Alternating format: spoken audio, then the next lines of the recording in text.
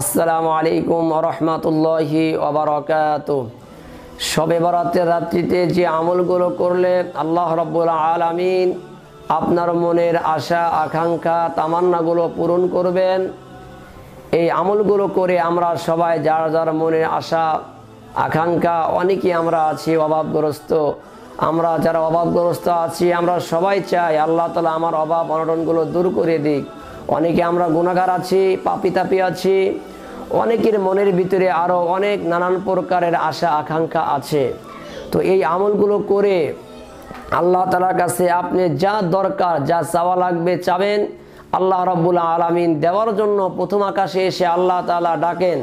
আল্লাহ রাসূল সাল্লাল্লাহু আলাইহি ওয়াসাল্লাম বলেন, এই শবে বরাতের রাত্রিতে আল্লাহ রাব্বুল আলামিন প্রথম আকাশে এসে বলেন, আলা মিন মুস্তাগফিরিন ফাগফির লাহু, তোমাদের ভিতরে কি আছো গুনাহগার, ওঠো আমার কাছে গুনাহ মাফি চাও, আমি তোমাদেরকে মাফ করে দেব। আর আমি মুস্তারজিকিন, আসো কেউ অভাবগ্রস্ত, আমি তোমাদেরকে অভাব অনটন দূর করে দেব।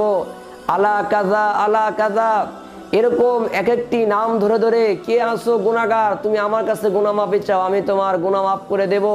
কে আছে মনের আশা পূরণ করতে চাও, এই রাত্রিতে উঠে আমার কাছে দোয়া করো, আমি তোমার মনের আশা আকাঙ্ক্ষাগুলো পূরণ করে দেব। এই জন্য আল্লাহ রাসূল সাল্লাল্লাহু আলাইহি ওয়াসাল্লাম পবিত্র হাদিসের মধ্যেও বলেছেন, আল্লাহ রাব্বুল আলামিনের পয়গম্বর জনাবে মুহাম্মদুর রাসূলুল্লাহ সাল্লাল্লাহু আলাইহি ওয়াসাল্লাম বলেছেন, আদ-দুআউ মুখুল ইবাদাহ, ইবাদতের মগজ হলো দোয়া।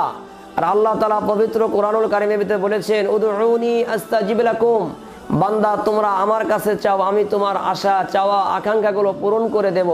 এই জন্য ভাই, এই পবিত্র রাত্রিতে আমরা কিছু আমল করে, যেমন এক নম্বর আমলটি হলো আমরা যারা পারি সূর্য উদিত হওয়ার আগে, সূর্য ডোবার আগে, অর্থাৎ সূর্য অস্ত যাওয়ার আগে শাবান মাসের 14 তারিখের দিনের শেষ অংশে, তো আমরা যারা পারি গোসল করবেন। কারণ আল্লাহ রাব্বুল আলামিনের কোরআনের ভিতরে বিধান আছে, যখন তুমি নামাজের জন্য যাইবা তখন তোমাদের ওযু গোসল করার নির্দেশ দিয়েছেন আল্লাহ তাআলা। তো এই জন্য ওযু করার দ্বারা, গোসলের দ্বারা আপনার দেহ পাক হলো, তো তারপরে আপনি নামাজ পড়ার কারণে আপনার মন পাক হবে। এই জন্য আল্লাহ রাসূল এই কথাগুলো এক শায়েরও বলেছেন যে এই জন্য আমরা সবাই চেষ্টা করব, যারা পারি আমরা ওযু করে গোসল করে পবিত্রতা অর্জন করে সুন্দর হয়ে, কারণ আল্লাহ তাআলা বলেছেন, রাসূল বলেছেন, ইন্নাল্লাহা জামিল, আল্লাহ তাআলা সুন্দর, ইউহিব্বুল জামাল, আর আল্লাহ তাআলা সৌন্দর্যকেই পছন্দ করেন, ভালোবাসেন। এই জন্য আমরা পবিত্রতা সুন্দর করে পবিত্রতা অর্জন করে মসজিদে যে আমরা খালেস একমাত্র আল্লাহ তাআলাকে রাজি খুশি করার জন্য এরকমভাবে নামাজ পড়ব, কোরআন তেলাওয়াত করব, জিকির আজকার করব, তওবা পড়ব, ইস্তেগফার করব, এবং নামাজ পড়ে, বিশেষ করে নামাজ পড়ে জিকির করে ইস্তেগফার করে শেষ মুহূর্তে যখন আপনি ক্লান্ত হয়ে যাবেন আর নামাজ পড়তে মন চাচ্ছে না, তখন আপনি আল্লাহ তাআলার কাছে দুইখানা হাত তুলে, যেহেতু আল্লাহ তাআলা এই রাত্রিতে প্রথম আকাশে চলে আসেন, আল্লাহ তাআলার কাছে আপনার মনের যে আশা আছে, যে চাওয়া আছে, সবগুলো আল্লাহ তাআলার কাছে খুলে বলেন, ইনশাআল্লাহ ইনশাআল্লাহ। আল্লাহ তাআলার কাছে চাইলে পারে ইনশাআল্লাহ আল্লাহ অবশ্যই দিবেন।